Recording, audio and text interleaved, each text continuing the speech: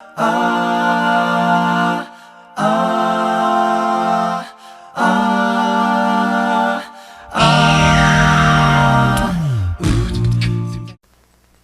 our sermon series for the next little while, I will be taking some weeks off this series, so it'll be interrupted. But we're going to be looking at blessed are the peacemakers. This is our theme for the year, and I think this is a good time of year to jump in a little more detail. So I think it's the idea of needing peacemakers to us all wherever we are, right? I mean, most situations, whether it be workplaces, volunteer organizations, churches, there's so often there's some tension there, right? Whether it be between people, whether it be sort of but it's still there. People that aren't talking to each other.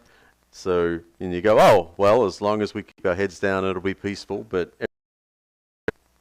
not to bring up a topic. To the more overt problems, right? Where people are complaining loudly or arguing loudly, or there's a family member that can't be invited to Thanksgiving. So we all have in our lives, don't we, in different places, whether it be us in conflict with someone at this particular moment, or it be people around us are in conflict. Peacemaking is an important skill. It's a godly skill. It's listed right there in the Beatitudes, where this line, of course, comes from. Beatitudes there that begin the Sermon on the Mount in Matthew 5. Blessed are the peacemakers. So, we're going to try the video that didn't work last week and see if it works this week. The word peace is common in most languages. People can talk about peace treaties or times of peace. It means the absence of war. And in the Bible, the word peace can refer to the absence of conflict, but it also points to the presence of something better in its place. In the Old Testament, the Hebrew word for peace is shalom. And in the New Testament, the Greek word is eirene. The most basic meaning of shalom is complete or whole. The word can refer to a stone that has a perfect, whole shape with no cracks. It can also refer to a completed stone wall that has no gaps and no missing bricks. Shalom refers to something that's complex with lots of pieces that's in a state of completeness, wholeness. It's like Job, who says his tents are in a state of shalom because he counted his flock and no animals are missing. This is why shalom can refer to a person's well-being. Like when David visited his brothers on the battlefield, he asked about their shalom. The core idea is that life is complex, full of moving parts and relationships and situations, and when any of these is out of alignment or missing, your shalom breaks down. Life is no longer whole, it needs to be restored. In fact, that's the basic meaning of shalom when you use it as a verb. To bring shalom literally means to make complete or restore. So Solomon brings shalom to the unfinished temple when he completes it. Or if your animal accidentally damages your neighbor's field, you shalom them by giving them a complete repayment for their loss. You take what's missing and you restore it to wholeness. The same goes for human relationships. In the book of Proverbs, to reconcile and heal a broken relationship is to bring shalom. And when rival kingdoms make shalom in the Bible, it doesn't just mean they stop fighting, it also means they start working together for each other's benefit. This state of shalom is what Israel's kings were supposed to cultivate, and it rarely happened. So the prophet Isaiah, he looked forward to a future king, a prince of shalom. And his reign would bring shalom with no end. A time when God would make a covenant of shalom with his people and make right all wrongs and heal all that's been broken. This is why Jesus' birth in the New Testament was announced as the arrival of eirene. Remember, that's the Greek word for peace. Jesus came to offer his peace to others, like when he said to his followers, "My peace I give to you all." The apostles claimed that Jesus made peace between messed up humans and God when he died and rose from the dead. The idea is that he restored to wholeness the broken relationship between humans and their creator. This is why the Apostle Paul can say Jesus himself is our eirene. He was the whole complete human that I am made to be, but have failed to be. And now he gives me his life as a gift. And this means that Jesus' followers are now called to create peace. Paul instructed local churches to keep their unity through the bond of peace, which requires humility and patience and bearing with others in love. Becoming people of peace means participating in the life of Jesus, who reconciled all things in heaven and earth, restoring peace through his death and resurrection. So peace takes a lot of work, because it's not just the absence of conflict. True peace requires taking what's broken and restoring it to wholeness, whether it's in our lives, our relationships, or in our world. And that's the rich biblical concept of peace. So we see there this expanded, I know I've mentioned before, but this expanded meaning of peace. And there really isn't an English word that captures restoration, reconciliation, all these concepts that go together. And it's interesting because the Greek word, if you eirene, carries with it all the Greek culture. And so it as Christians, as people in the Hebrew Jewish tradition, when they get that, rather than the baggage that from the Greek culture, it picks up the meaning for us of the Hebrew culture. So it takes the place of shalom in the new language, with all of the nuances of that Hebrew word. And so now when we I can say, what's the Greek word mean? Because it would just translate peace much like our peace generally means. But it brings with it instead all that understanding the Hebrew. So it's restoration. Ultimately, it means the restoration of the Garden. It's where the Bible story goes from in the world, in relationships, in people, and creation, all the way through Scripture until we get to the last couple of chapters, and we see in Revelation there shalom is restored to. We're on this journey of shalom from wholeness back to it in so many different ways. In the middle, we find ourselves, God's people, who are, as part of this story, or as Jesus said, we're called to be peacemakers. When you think of the or the names Sodom and Gomorrah, in all likelihood, you think of a scene that looks something like this. Fire and brimstone in this particular portrayal of it. You have Lot's daughters hiding out in the hills down in the bottom corner. And that's times what we think of with them. We might think about their sinfulness and their wickedness. We might think about the flight of story told in Genesis chapter 19. Genesis, though, Sodom and Gomorrah a long time before. And so it's in this passage that was read for us earlier that we find the account of how Lot ended up. Recall that Lot is the nephew of Abraham. Abraham and his brother, I guess his brother had either passed away or Lot wanted to go on an adventure. So Abraham and Lot head out together, and they've been traveling. Abraham is the older, responsible, although pick up the in Genesis 13, it's well established in his own right. Whole Genesis, the whole story of Abraham. But very early on in Abraham's life, he went down to Egypt to escape that was in the land of Canaan. Okay. And you right down here in the bottom, we have where he was in. Okay. And then with the famine over and having upset the Pharaoh and then made good with the Pharaoh again, sort of, he kind of think it's maybe down here where I put it in blue. It's possible it's up there, the yellow line, so there's north and others in the south, but around the Dead Sea on the other side of the Jordan River. So we have this argument that's taking place in two groups of shepherds.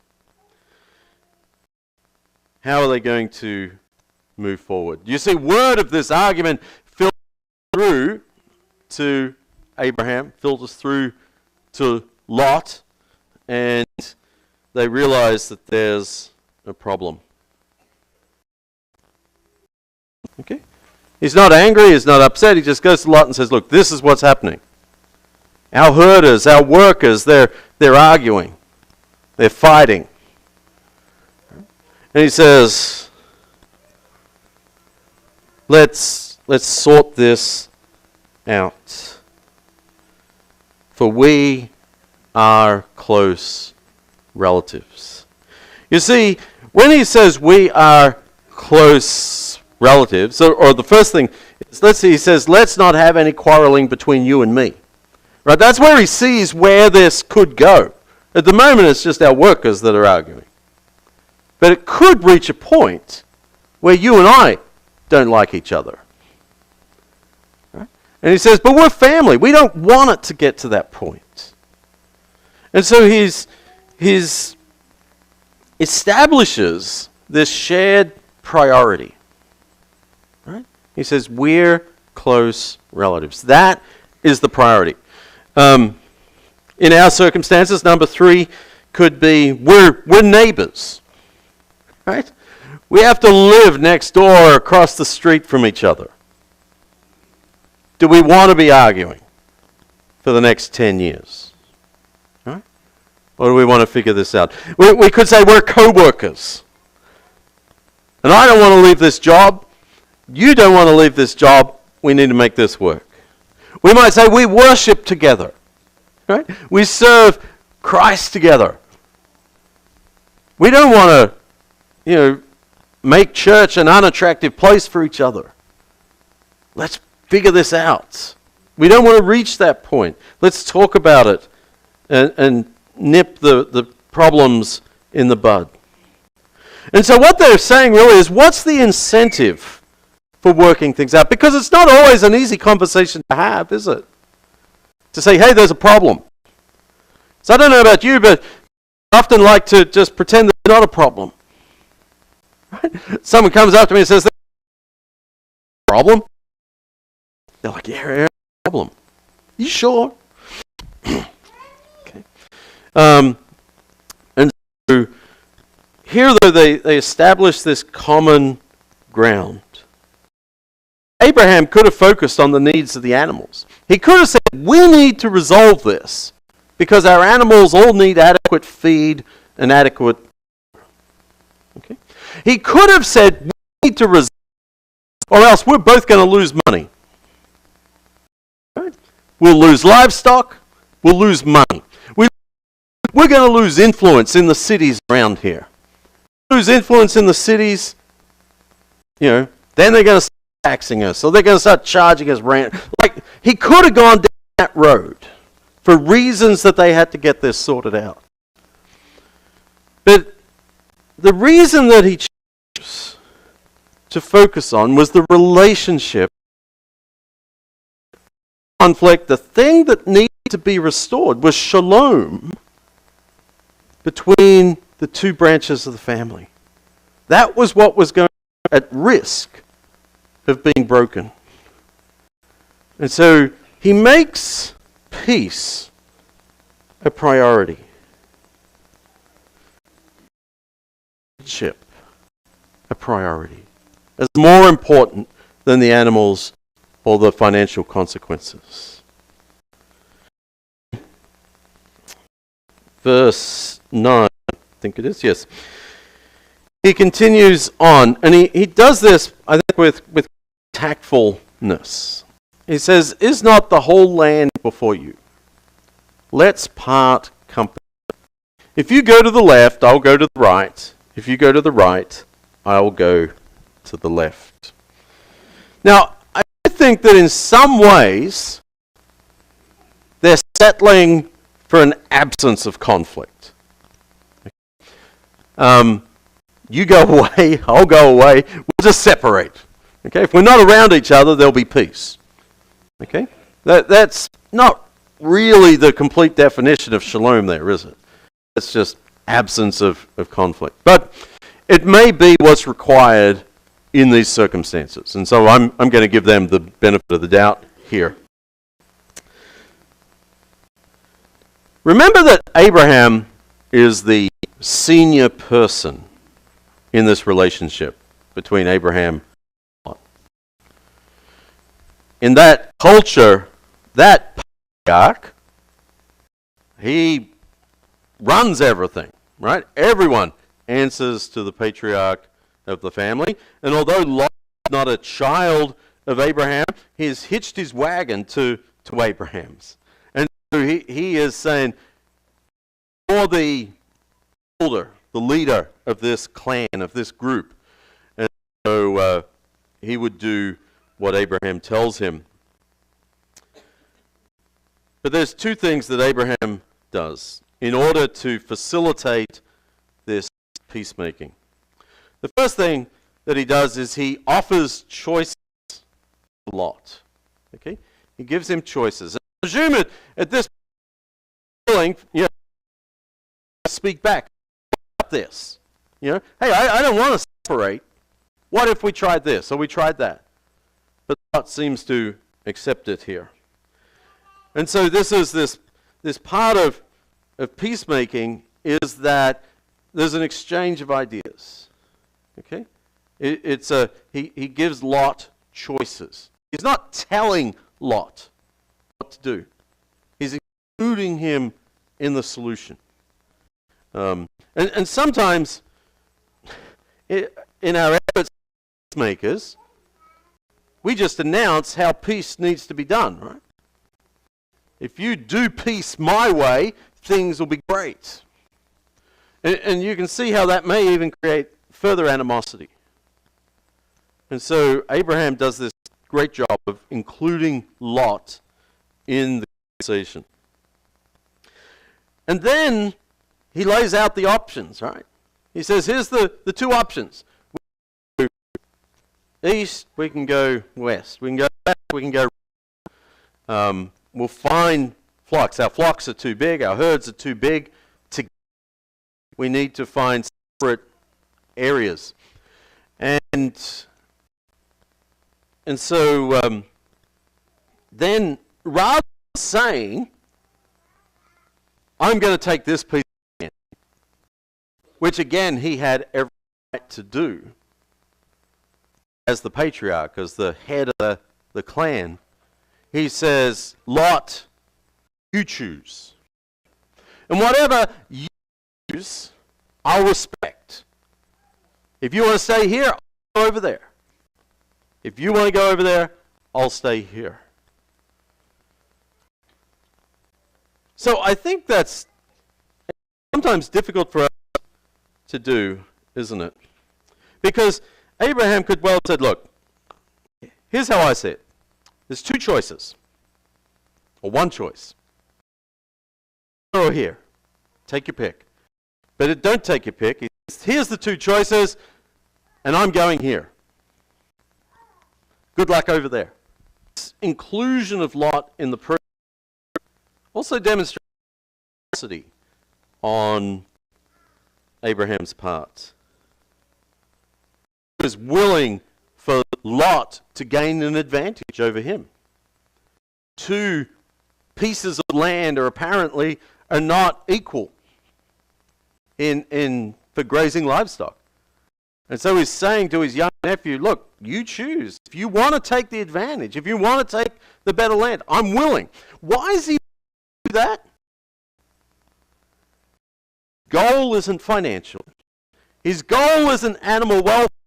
His goal is shalom between him and Lot.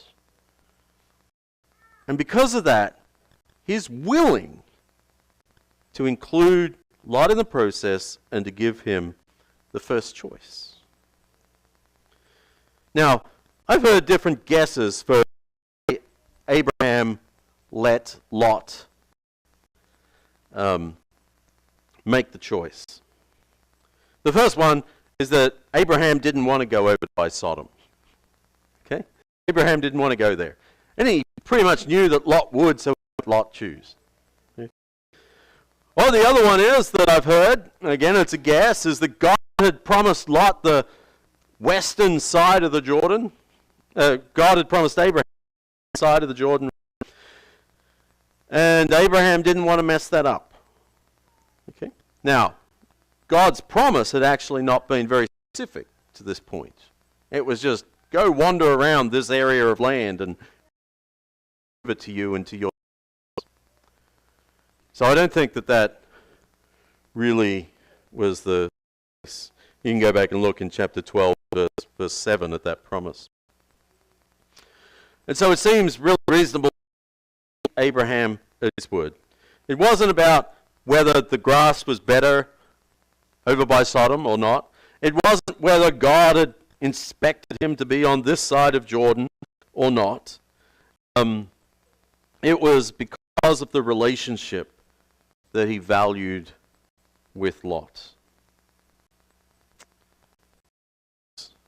Was important.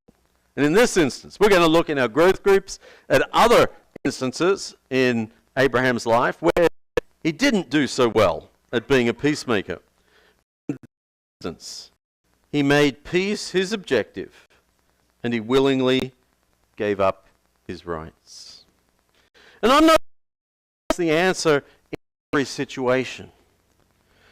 I'm not suggesting that we should just roll over and allow ourselves to be taken advantage of in order that... Because is it? Is abuse peace?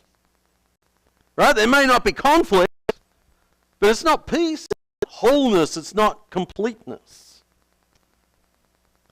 But if peace, restoration of a relationship isn't our goal, then we're unlikely to achieve that outcome. Our goal in resolving conflict needs to be clear. Do we want everything our way, or do we want peace, shalom? Of course, if we're willing to work towards solving a conflict, there's still no guarantee that it will happen. Right? How many people does it take to create wholeness in a relationship? Right? It takes two. I was thinking this week, if you've been watching the financial headlines, Boeing and the union had a strike. Right? And they want to come to a place of wholeness again. Right? Where they can build planes. They all want to build planes. Right? They all want to make money. They just need to find a way that they do that together. Right? In planes, I just want money. Right? If that's what the workers say, that's not going to work very well. And if Boeing says, we don't care about our workers, we just want to make planes, because that makes us money, that also isn't going to work well. But when both sides say, yeah, we want to make planes with happy workers, then we have a shared goal and something that can be worked towards. And so often, I think, in our personal relationships, the reason we have conflict is because I want that promotion and Ron wants that promotion, right? Yeah, we both have a shared goal, but it's shared, right? It's what's good for me. And so that creates tension there. How are we going to handle that? How are we going to work through it? And so there's no guarantee that just because I want to be a peacemaker, that people around me really do want peace. Often they have a different agenda. But I appreciate that God is very in verse 18. It says, if it is possible. Now, I think that's a tremendous loophole for those of us that are just like troublemakers. If it's possible. Nope, not possible. As far as it depends on you, live at peace with everyone. You see, God knows that as Christians, values are going to be different from other people's values. Right? That we're going, even between Christians, there will be times where we're not going to be able to. Okay? We have a chili feast. Right? And there will be a variety of chilies, so I am told. And we will not be able to agree which is our favorite. No amount of peacemaking sort out which is our favorite chili. Okay? And so we need to be able to live with those differences sometimes. That, of course, is an example, but there will be other examples within the church. Which ministries should we concentrate on? What sort of evangelism or outreach we do to our community? There can be all kinds of things. How many people are showing up for a work day? How many should show up for a work day? What do we think of those that didn't show up? Like, conflict is just around now. Our job, if it, as far as it depends on each of us, is to make shalom whole. That we value shalom above some of those other things that may get under our skin at time to time. They can get under our skin. That's reality, that's life, that's humanity. But are we going to allow it to fester? Are we going to allow it to infect? Are we going to allow it to infect those around us? Or are we going to say, no, shalom is the goal? I can live with this. Right? I can live with it. And in saying that, we can live at peace with everyone. And so we push forward, even though peace is not always possible. Even though reconciliation isn't always possible. We push forward because we follow a Prince of Shalom who pushed forward to create peace between us and God.